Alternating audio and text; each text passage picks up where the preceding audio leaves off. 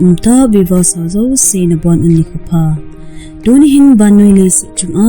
kumsang ni sung chule Tuni channa Hiche leiset chung'a keima JESU CHRISTA KAHI tia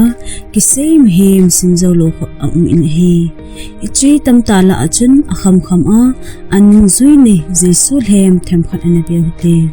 Athua ilu masangun hena belup tu simpoi mota a aphat chana mozing thina ding in lungsit in anui za icon ho akun channel hi like subscribe share and boltezin notification bell me ding anasuming hi in chule loile bolte sel bop son in isei ma bong in vannoi zahin akidangdang asu using in hi hilapa ka jisun anasei ma bong in agamu lungde anai lam to alon in Jesu Lhem le hu hingpul hem tampi hong do tan hi ain tunia ai hon hi chi isei lona chu adang se hipon ta asan cha tel azing azung thilsu ahina bana kincha pha lo le gel pha lo lambe a ta asam na no zoina inai zing un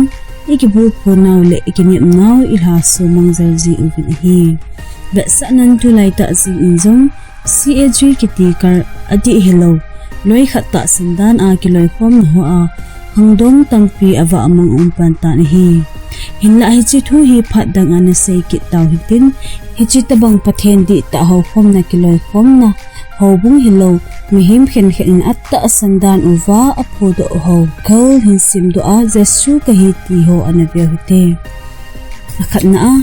Inri Cristo of Brazil gama Inri Cristo hi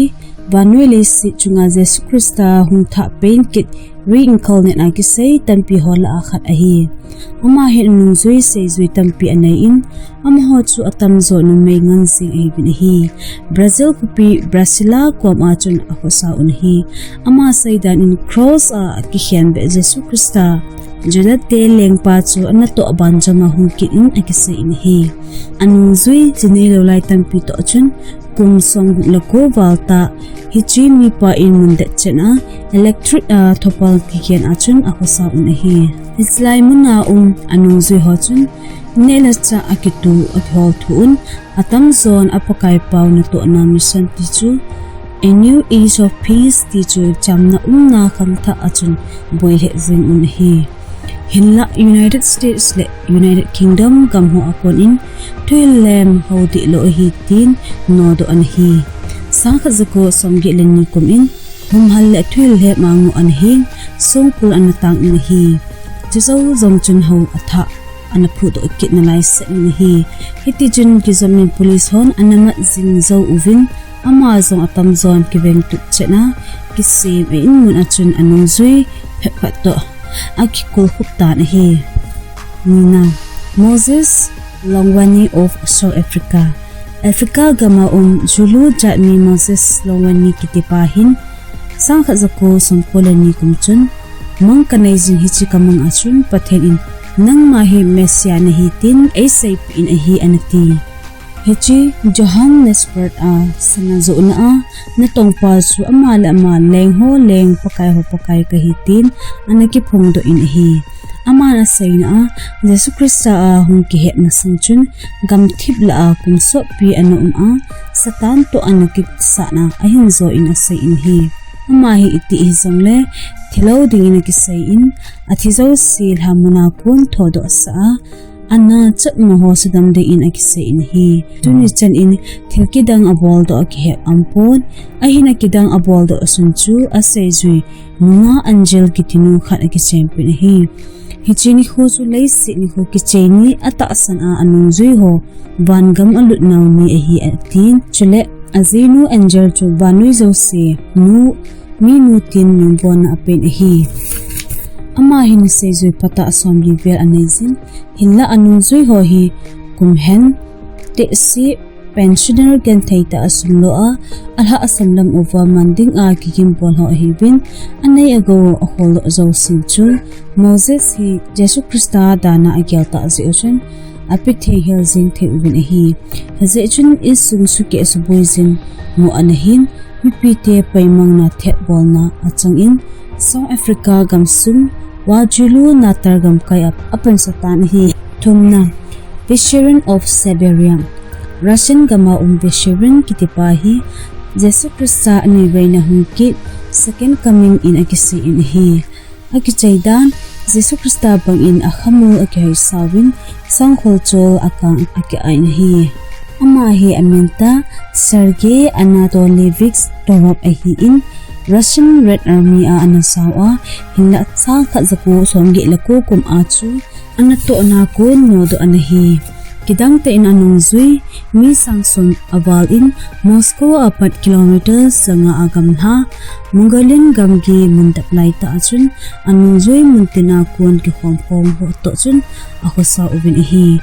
Jesu Christa umchen to kilom deuta in julesa sumepai ti ho hi anungjui hon apol du asa dan hi mundap laita uhi achaina thulun Last Testament dungjuijin Asei ho aphat the uwa achon hoina deu hi ati amho hin Christmas song apot do pa penni January samlinin among zewin hi Lina David Shayler of England gama David Shayler kitipahi MI5 Britain's secret agent anatong anahi in tugu apodo in anathezer whistleblower in anapang inahi sang nila sagi kumchun keima hi Jesu Christa leza hung peng kitsu kahi anatin ahina aki akhan hi numay tabang ahi siya vannoi za numay te lunggel ngaydan gil ta he thimin kisei inahi MI5 na ato zain Libin te lamkai pu colonel Gaddafi chu sangkhat zako songkola gukum in thahil anahi ti chule 9/11 World Trade Center junju Osama bin Laden le anungjui ho suchuni ehpoi ti ho le adang pachumpi pongdo a bai homte maimu sa ding tin anha pan le nahi hezi chun sungkul zo anatang in hi Jesu Christa kisei mana ding a na samuwa amana saibe kitna achun ken ho masachun hen ho gan theitein thuti ho saido in kan umsin tun jong hitabang dimun chun hin ho tha be in kum kitan hi hichu keima hi Jesu Christa ngai lu na kwante hin ho nei chu ka hi atin hi ma Jesu Christa a hi dan le athu sei phona ani sin hi ngana Matayoshi Show of Tokyo Japan Matayoshi kitipahi jilku mai khat anhi hunungin amahi Jesu Christa hungkina kisei to lan in Japanese election a wilzan ham anading sing in hi ama saida in amahi hachung pathen chule Jesu Christa hi a Japanese ki bai pon sunga hi thutan nan kha last judgment chu anei ding kisei in hi ama ta san in hu hingpu a hi alol hinading a Japanese Prime Minister hung hiding Japan gamsung mi pite asin to zauting le United Nations General Secretary Parman alodi hitia chu vanuza na hin to ding in kisei in hi Bible thul to akwana sinama hising e o gupna gupete jebyo jisimba of Zambia sang ni le som thungkum in Jamben main city kiwi hopi mindolo tangsip mana Jisamba kitipan keima hi Jesu Christa kahi sangkhat zako songkola ko kuma vannoi za tu tanding le vai hom di lo ho sutang ding a wana ko na hung kumla kahi ati si mi pihon anaveu on mihem tha do ding hi an ti hi awang phanala hintin anasu cha in hi ma hin taxi chungjing azong pakai ho pakai tin akisunin bangama Jesu Christa sanga lengzo in akisei kitna lai in ama thupa chu hil hangle sin hi na tho Jesu Christa pinkina kisei pa Jesu Christa sang tona sangzo sigina Alan John Miller of Australia gam Queensland muna South Wales sim anapang Alan John Miller kitipahin ama hi Jesu Christa hung tha penkit kahi atina bana ajinu Mary Magdalene hung tha penkin le kisei ni hi umsang chun Hiche leiset chungahin umasa pending in gonglan in ahitin website machun asun in hi chule ama hin thempu gaw mu ta bangin thilhung di asei in kumsang nile sonani apat vannoi mantha na domstay ki panding ahi anati achen na Australia gamchu sola mapa hlumlam ge tu pinuya metals zakhat noi lama hlumlu ting hi tin an sejin hi achunga imung pha ho hi hoita thu sim u tha vatna hi le a hi lo adi lo dan chu muji thei chu hi sing in hi hengla bible thu kisei do howa athon hi lo dan apho chin na hi zon hi angai zo se pathin phathina bu zong tam hi